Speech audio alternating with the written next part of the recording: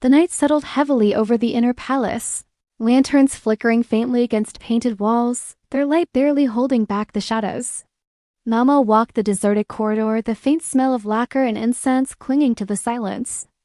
After finding the poisoned fragrance oil earlier, her suspicions had deepened. Someone had carefully planted a weapon in plain sight disguised as a luxury gift. But what unsettled her most wasn't the poison. It was the figure she had sensed at the storage chamber, the silent watcher who disappeared before she could confront them. In the palace, shadows were never harmless. The following morning, she was summoned again to Concubine Lihua's quarters. The lady looked beautiful as ever, but Mamao's sharp eyes saw through the illusion. The pallor in her skin, the faint shiver in her fingers, the cough that grew more frequent, it was worsening. The perfume was doing its work, slowly, steadily. As Mamo adjusted the concubine's veil, she whispered softly so no one else would hear. "Has anyone gifted you oils or powders recently, my lady?" Lihua blinked, surprised, then nodded faintly. Yes, a set of fragrances from a distant province. They said it was rare, delicate. Mamao's chest tightened. Exactly as she thought. The poison wasn't introduced through food or drink, it came through the air, inhaled with every breath.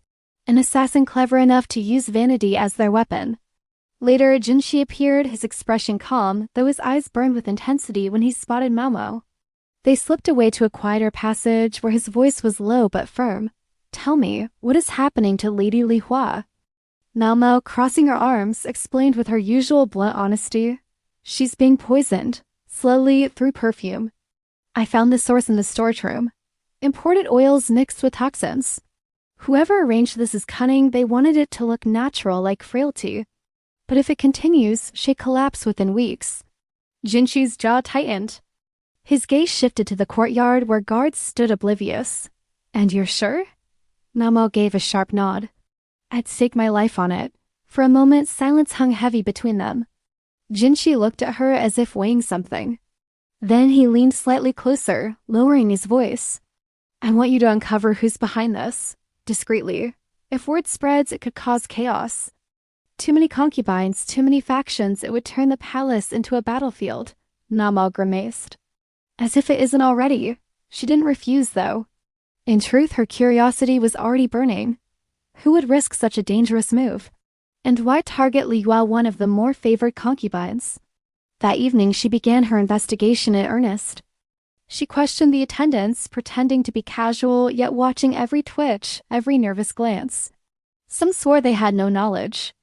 Others hesitated just long enough to make her suspicion sharpen. Then, in the depths of the corridor, she found something small but telling, a scrap of cloth, scented faintly with the same poisonous fragrance. It wasn't from Lihua's robes. It belonged to one of the maids. Her pulse quickened. The threads of the plot were tightening. But as she pocketed the scrap, a cold realization dawned. If she had discovered this much, the culprit might already know she was on their trail. And in the palace, hunters and prey often changed places in the blink of an eye.